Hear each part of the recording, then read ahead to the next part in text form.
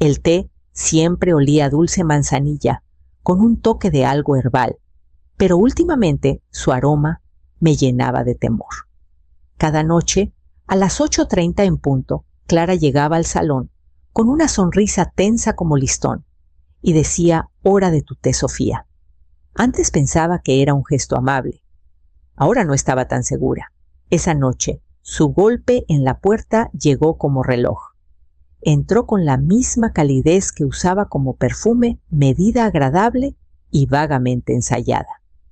«Aquí tienes», dijo colocando la taza de porcelana suavemente en la mesita a mi lado. «Te ayudará a descansar». Su tono sonaba como una orden envuelta en seda. Tomé la taza con ambas manos, asentí en agradecimiento y la vi retirarse por el pasillo. En cuanto desapareció, me levanté lentamente cuidando no hacer ruido. Mis articulaciones dolían, pero me arrastré hasta el fregadero de la cocina. Con manos temblorosas, incliné la taza y dejé que el líquido dorado se deslizara por el desagüe. Giraba como un veneno meloso. Enjuagué la taza rápidamente y volví al salón, colocándola en su lugar exacto, con unas gotas de agua dejadas a propósito para simular descuido. Mi pecho estaba apretado. Me sentía tonta, paranoica, incluso, pero la pesadez persistente en mis extremidades cada mañana me decía que esto no era imaginación. Algo no estaba bien. A la hora de dormir, me cambié despacio, me metí bajo la colcha y dejé que mi respiración se asentara en un ritmo pausado. La casa crujía suavemente como siempre, pero esa noche escuché con más atención. Conté los segundos. Me concentré en la quietud. Entonces llegó el leve chirrido del picaporte, el suave empujón de la puerta abriéndose. Pasos suaves cruzaron el suelo de madera. Mantuve los ojos cerrados, el cuerpo inmóvil. Sentí el aire cambiar cuando alguien se detuvo junto a la cama. Su perfume era sutil lavanda y cítricos. Lo conocía bien. Escuché su respiración lenta, controlada. Luego su voz tan baja que apenas rozaba el silencio. «Solo unas noches más». Se quedó un momento más. Luego se dio la vuelta y se fue. Esperé hasta que sus pasos se desvanecieron por completo, hasta que la casa volvió a quedar en silencio. Pero dentro de mi pecho, mi corazón latía contra mis costillas, como una campana de advertencia que se negaba a callar.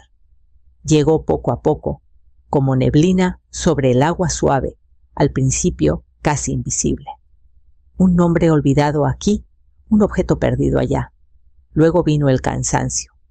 Un peso detrás de los ojos que me arrastraba a la cama antes de que el sol se pusiera. Al principio lo achaqué a la edad. Tengo 74 años después de todo. ¿Quién no pierde las llaves o se siente agotado tras un día largo? Pero esto era diferente. Mis extremidades se sentían pesadas, como si se movieran a través de melaza. Mis mañanas se mezclaban unas con otras, cada una comenzando con la misma pregunta. ¿Por qué me siento peor hoy que ayer? Despertaba aturdida, con la cabeza espesa, como si me hubieran sacado del fondo de un río. Se acabaron mis caminatas matutinas por el vecindario. Se acabó la pequeña alegría de cuidar las macetas de hierbas en la ventana. Hasta leer un placer de toda la vida se volvió una tarea. Perdía el hilo de un párrafo a la mitad y tenía que empezar de nuevo. Y otra vez. Clara siempre tenía una explicación. «Has estado bajo estrés», decía. «Estás de luto. Tu cuerpo necesita descansar». Luego ajustaba mi organizador de pastillas o reprogramaba una cita médica por si acaso, mientras le decía a Diego a mi alcance lo frágil que me había vuelto. Empecé a preguntarme si estaba cayendo en algo que no podía nombrar. Pero incluso, mientras dudaba de mí misma, algo tiraba en el fondo de mi mente un instinto débil pero insistente. Llamé a Elena una tarde desde el teléfono fijo. «No quiero sonar loca», dije con voz baja, «pero creo que algo me está pasando. Y no creo que sea solo el tiempo alcanzándome». Ella escuchó con paciencia, su voz tranquila me anclaba. ¿Estás tomando algún medicamento nuevo? No dije. Que yo sepa, no. Pero Clara me da té todas las noches. Siempre el mismo. Me deja fuera de combate. Hubo una pausa. Luego deja de tomarlo. Solo por unos días. Mira cómo te sientes. Y si algo parece raro, me llamas de inmediato. Esa noche sostuve la taza en mis manos, inhalé el aroma dulce y picante y lo vertí silenciosamente en el helecho de la ventana. No dormí bien, pero por primera vez en semanas desperté sintiéndome yo misma. Para el mundo, Clara era un regalo del cielo. Los vecinos la adoraban, siempre la veían llegar con bolsas de súper, ofreciéndose a hacer mandados para la querida Sofía, sonriendo educadamente en las reuniones de la comunidad. En la iglesia, la gente se derretía por su encanto discreto. Hasta Diego, mi hijo, le decía a sus colegas que ella era la única razón por la que mamá sigue estando bien. No veían el horario pegado en el refri, codificado por colores, hasta la hora. No veían cómo insistía en manejar todas mis citas médicas, cómo guardaba mis recetas en un cajón con llave para que no se mezclen, ni cómo me entregaba el té con una constancia casi religiosa. Antes estaba agradecida. Ahora llevo un bolígrafo escondido en el bolsillo de mi bata. Empecé a anotar cada detalle, qué comía, cómo dormía, cualquier sueño extraño o síntoma. Los patrones surgieron. Las noches que evitaba el té, dormía ligero, pero despertaba más lúcida, más centrada. Las mañanas que lo tomaba, me sentía como un eco de mí misma. Cuando finalmente miré de cerca las bolsitas de té que Clara usaba, noté algo extraño. No eran de una tienda que reconociera. Sin etiqueta, sin marca, solo pergamino doblado con algo terroso y oscuro. Y el olor había manzanilla, sí, pero debajo un amargor que no podía identificar, casi metálico. Guardé una en una bolsa Ziploc y la sellé bien. Se la daría a Elena. Ella sabría qué hacer con eso. Ahora cada noche finjo, sonrío. Le agradezco. Llevo el té a mis labios y lo sostengo el tiempo suficiente para que se enfríe luego, lo vacío cuando no mira. Me he convertido en actriz en mi propia casa, manteniendo cuidadosamente la ilusión de que estoy frágil dependiente. Pero cuanto más evito el té, más me siento yo misma. Mi mente se aclara. Mi cuerpo se estabiliza. Hasta volví a leer un capítulo cada mañana con mi propio té verde, uno que yo preparé, y cuanto más clara se vuelve mi mente, más empiezo a notar cosas que nunca vi antes. La rutina era la misma de siempre. Después de la cena, Clara trajo el té en una bandeja de porcelana, su voz melosa.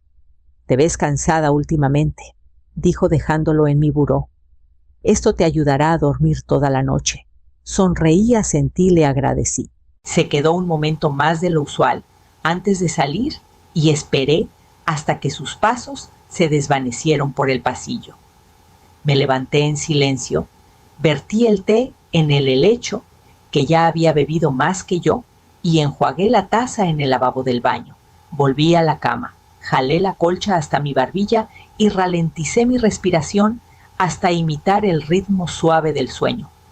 Pasó el tiempo, no sé cuánto, pero entonces la puerta crujió al abrirse. Pasos ligeros cruzaron la habitación. Me mantuve inmóvil con los ojos cerrados, cada músculo relajado. El aroma de la loción de clara vainilla, con algo punzante debajo, flotó hacia mí mientras se paraba junto a la cama. Sentí su presencia cerniéndose observando. «Sigue fuera», murmuró. Dios, esto es demasiado fácil. No me moví, no me inmuté. Cajones se abrieron, papeles susurraron, el leve clic del pestillo de mi joyero. El sutil cambio en el aire cuando se agachó junto a mi caja fuerte y marcó el código estúpidamente, se lo había mostrado meses atrás, pensando que sería útil en caso de emergencia. Más susurros. Luego pasos de nuevo. Cuando me atreví a tomar una pequeña respiración, escuché el roce de la tela y vi a través de los párpados, apenas entreabiertos, una carpeta oscura desaparecer bajo su suéter mientras se giraba para irse. La puerta se cerró tras ella. Esperé sin moverme hasta que el silencio regresó, hasta que el único sonido en la habitación fue mi latido. Latía lento y constante mientras abría los ojos y miraba el techo, las sombras de la luz de la calle extendiéndose largas por las paredes. No sabía qué documentos había tomado, pero ahora sabía que no era solo una sospecha. Estaba pasando bajo mi propio tejado, bajo las narices de mi hijo. La noche siguiente seguí la misma rutina.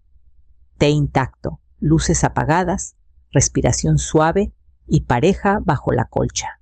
Pero esta vez no esperé a que viniera por mí. Conté casi 1 hora antes de deslizarme de la cama, moviéndome silenciosamente por el suelo de madera. Mis pies descalzos evitaron cada crujido conocido. Por el pasillo, bajo el leve zumbido del refrigerador y el asentamiento de la casa, escuché algo más teclas, cliqueando una impresora amortiguada. Un resplandor azul pálido pulsaba por debajo de la rendija de la puerta del estudio. Me acerqué sigilosamente y me detuve justo antes del umbral. Clara estaba sentada frente a mi laptop con postura recta, dedos moviéndose rápido por el teclado. No estaba navegando, estaba hurgando.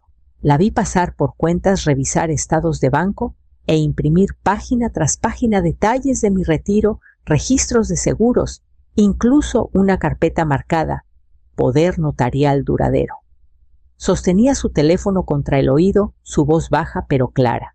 Si el doctor firma la próxima semana, dijo, la trasladamos a una residencia, luego vendemos. Mi boca se secó. Tocó el ratón rápidamente, resaltando grandes bloques de datos financieros. No lo verá venir, añadió casi riendo. Todavía cree que le doy manzanilla. Es prácticamente sopa sedante. Levanté mi teléfono con manos temblorosas y tomé una foto de ella.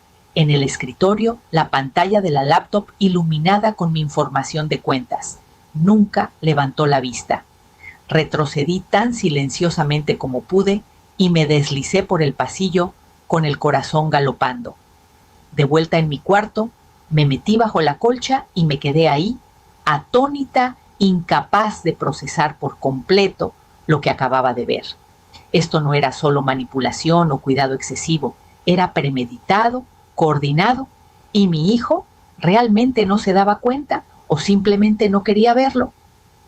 La noche pasó lentamente y no dormí, no por miedo, sino por claridad.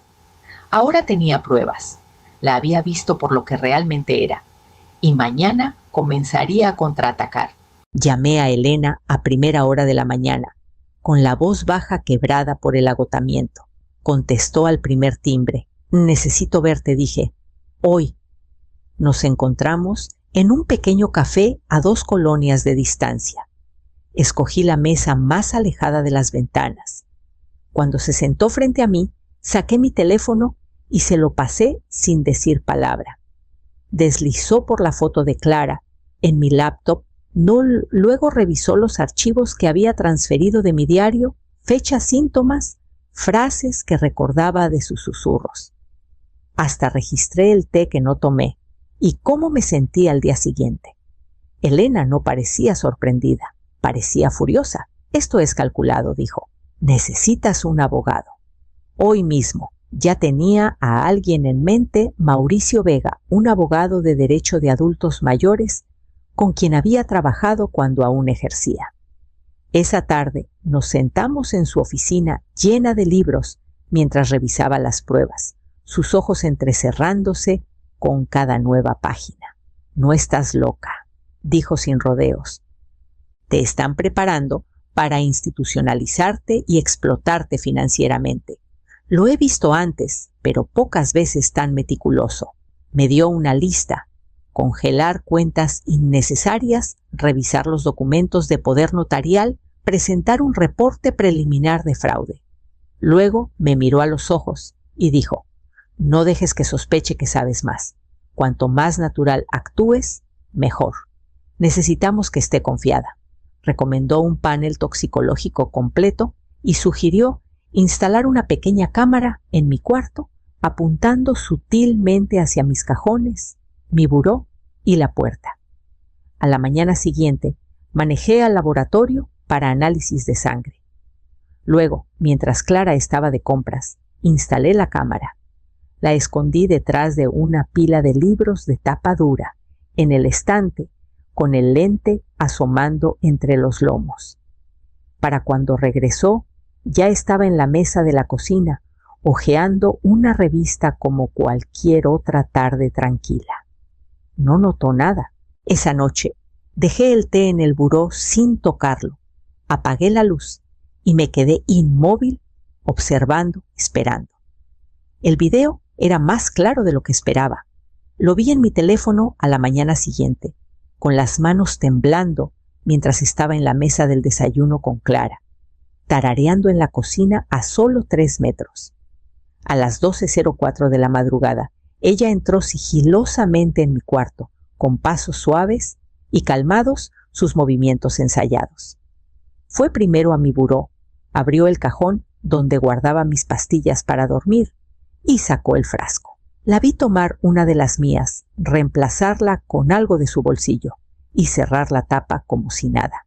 Luego fue a mi joyero, lo revisó con dedos rápidos, tomando fotos de los recibos de evaluación que guardaba doblados bajo las bandejas. Se agachó al cajón inferior de mi buró, hurgó en el archivo marcado Propiedades y tomó fotos de la escritura de mi departamento, el título de mi coche y la póliza de seguro, debida de la cuenta de Manuel Documentos que no había visto en años, pero seguía guardando organizados e intactos.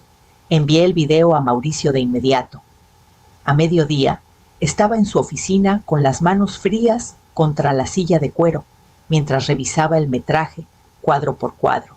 No dijo mucho, solo apretó los labios en una línea y levantó el teléfono. Esa misma tarde llegó el resultado de mi análisis de sangre. Benzodiazepinas. Suficientes para explicar la niebla, los apagones, el peso enfermizo en mis extremidades. Nunca me las habían recetado. Mauricio presentó un reporte al municipio y emitió un cese y desista formal a Diego y Clara, congelando el acceso a todas las cuentas ligadas a mi nombre. Y aún así, esa noche Clara trajo el té. Tocó mi puerta, como siempre, sonriendo dulcemente. Pensé que querrías esto antes de dormir, dijo. Su tono no vaciló. Todavía creía que yo no veía nada. Acepté la taza con ambas manos y le ofrecí una sonrisa cansada. Justo al final del pasillo, detrás de la puerta, entreabierta del cuarto de lavado, 2 oficiales uniformados esperaban en silencio escuchando. Tomé un sorbo lento, de nada tragué el silencio y esperé el momento en que todo se rompería. A la mañana siguiente, puse la mesa como si fuera cualquier martes. Clara bajó en una bata de seda con el cabello recogido, sonriendo como siempre. Diego llegó minutos después, medio despierto y ya revisando su celular.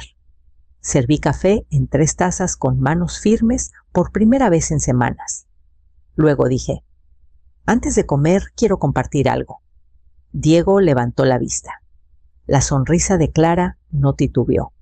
Saqué mi teléfono del bolsillo de mi cardigan y lo toqué. La grabación sonó fuerte y clara en el silencio cálido de la cocina. La voz de Clara inconfundible. Todavía cree que le doy manzanilla. Es prácticamente sopa sedante. Diego se quedó helado. La mandíbula de Clara tembló. Deslicé un pequeño sobre por la mesa, resultados de laboratorio firmados y sellados. Esto es de un análisis toxicológico que hice hace 2 días, dije. Hay benzodiazepinas en mi sistema. Nunca me las recetaron. La voz de Clara rompió el silencio como una bofetada. Está confundida, dijo rápidamente. Esto es una locura. Sofía, no estás bien. Has estado olvidando cosas, perdiendo, como la contraseña de mi laptop, interrumpí, la que usaste para entrar a mis cuentas bancarias. Sus manos apretaron el borde de la mesa con los nudillos blancos. Es paranoica. Tú dijiste que necesitaba ayuda, Diego. Dijiste que estaba decayendo. Nunca dije... Comenzó, luego realmente me miró. Y en ese momento vio el miedo, el agotamiento y finalmente la verdad. Elena entró por la puerta trasera, sosteniendo una carpeta propia, correos impresos, copias de mi diario, incluso la foto de Clara con mi laptop.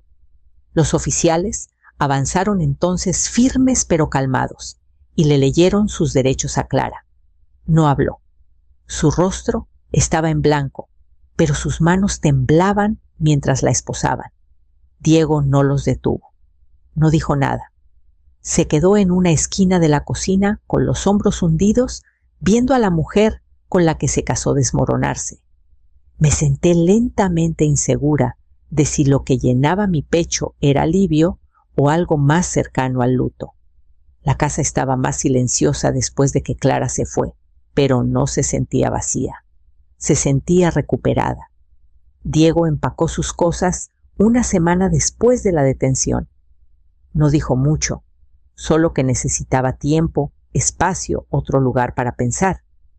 No discutí. No intentó defenderla, pero el peso de su silencio durante esos meses colgaba pesado entre nosotros. Había visto cómo me apagaba y no había preguntado por qué. Ese tipo de ceguera deja cicatrices. Una vez que se fue, cambié las cerraduras. Actualicé mi testamento y revoqué el poder notarial médico que Clara alguna vez insistió que era solo un trámite. Moví mis finanzas a una cuenta privada con una firma recomendada por Mauricio. Todo estaba protegido con contraseñas con acceso que solo yo controlaba. Guardé los documentos originales en una caja fuerte que Elena instaló bajo el suelo en la habitación de huéspedes. La niebla se disipó día a día.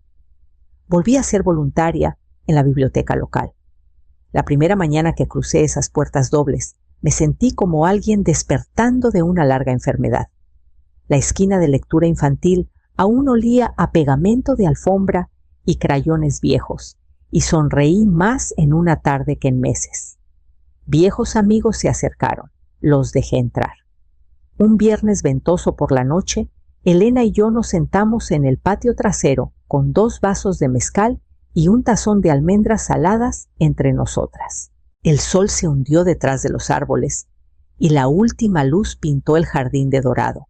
«No solo sobreviviste», dijo Elena, chocando su vaso contra el mío. «La desenmascaraste». No me sentía como heroína. Me sentía como alguien que había arañado su camino de regreso a tierra firme. 3 días después llegó una carta por correo. Mi nombre en el sobre con la letra de Diego. Adentro sabía lo que diría. Algo como: «Lo siento, te fallé. Creí en la persona equivocada. Espero que algún día podamos hablar». No la abrí. Todavía no. La puse suavemente en el cajón junto a mi cama y lo cerré sin hacer ruido. La tetera se apagó con un leve chasquido y alcancé la manzanilla que compré la semana pasada, orgánica brillante, con un aroma limpio. Puse las hojas sueltas en el infusor y sonreí mientras el agua se tornaba dorada. Nadie rondaba detrás de mí. Nadie insistía en que me sentara mientras se encargaban. Sin ojos que midieran sin tonos susurrantes. Solo yo, el suave zumbido del refrigerador y el canto de los pájaros a lo lejos. Llevé la taza al solarium y me senté en mi silla favorita, la del cojín gastado, y el reposabrazos deshilachado donde Manuel solía tomar siestas cada domingo por la tarde. La casa se sentía diferente ahora, no embrujada, sino limpia, no vacía, sino completamente mía. Alcancé la carpeta en la mesita y la abrí una última vez. Escrituras seguros, testamento en vida todo actualizado y notariado guardado en triplicado, sin manos ocultas, sin contraseñas desconocidas. Cada firma en cada página era mía. Tengo 74 años y por primera vez en años no me siento como la carga o el proyecto de alguien. No me siento manejada ni vigilada. Me siento soberana. Perder la confianza me dio claridad. Hacer como que dormía me permitió finalmente despertar. El sonido de llantas sobre la grava me sacó de mis pensamientos. Miré por la ventana y vi el viejo sedán de Elena entrando al camino. Saludó al salir, sosteniendo una pequeña bolsa de papel, algo dulce sin duda. La recibí en el porche trasero y nos acomodamos bajo las enredaderas de glicinas mientras la luz tardía se derramaba sobre la mesa. No hablamos mucho. No hacía falta. 2 tazas. 2 mujeres. Un entendimiento silencioso entre nosotras. Tomé un sorbo lento y deliberado, dejando que el calor se asentara en mi pecho. Te dije, mirándola con una sonrisa, sabe a libertad.